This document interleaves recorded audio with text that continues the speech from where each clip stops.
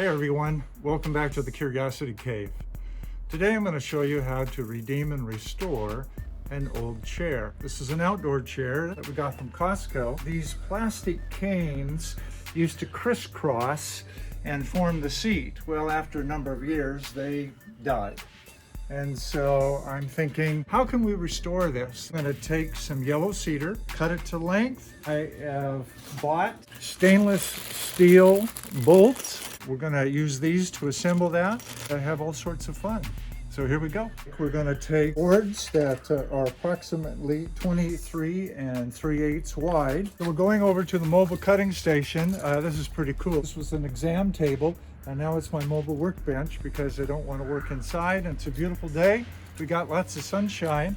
I've already measured this, and we're about ready to cut them to length. There we go. You need to be aware of is most lumber has a good side and a rough side. Remember that as you begin to lay this out. So as we set this in and get a bead on where the drill holes go, we're going to aim right for the center. All I do is just need to make a hole like that. Do the same over here.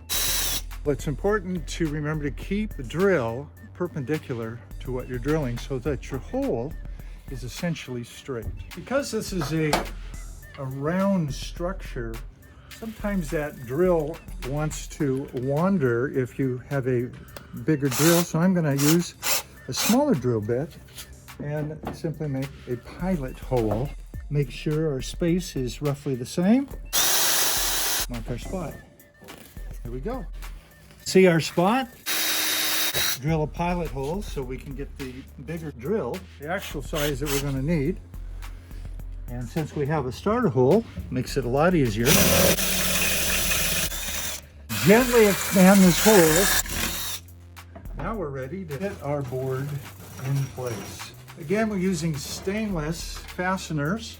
These are about 1/4 inch. These are plastic inserts in the nuts, and those act as locking washers.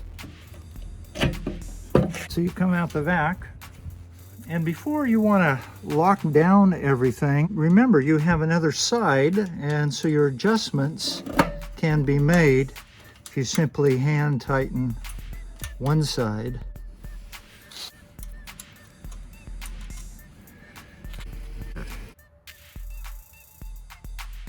Well, I'm just finishing up this last board, and all of these are now tightened. As you can see, these boards are fairly rough. Lengths are not exactly even. We're going to take a sander to this and smooth out these rough edges, even do some shaping along this side. To do that, we're going to use this orbital sander. For the bigger stuff, we're going to use a belt sander. It's going to be awesome. So we'll get this done. Well, that about wraps up the sanding part. What we've done is knocked the square edges off of each side, as well as the face, so that what we're sitting against is nice and smooth. The next step, of course, is we're going to stain it. All right, now we're getting to the fun stuff. We're going to be staining this using this product called TWP. It's to be applied from 50 degrees to 90 degrees. This chair was destined for the scrap heap. You know, when you look at it, it wasn't worth looking at. It reminds me of what Jesus does for us. He looks at us, he says, I want to restore you. I want to make you brand new.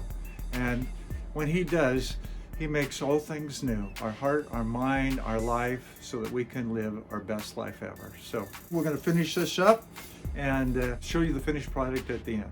And we're just putting the finishing touches. Make sure you double, triple coat the outside. I think we're finished. As you move into a new year, let your curiosity propel you forward to what's possible.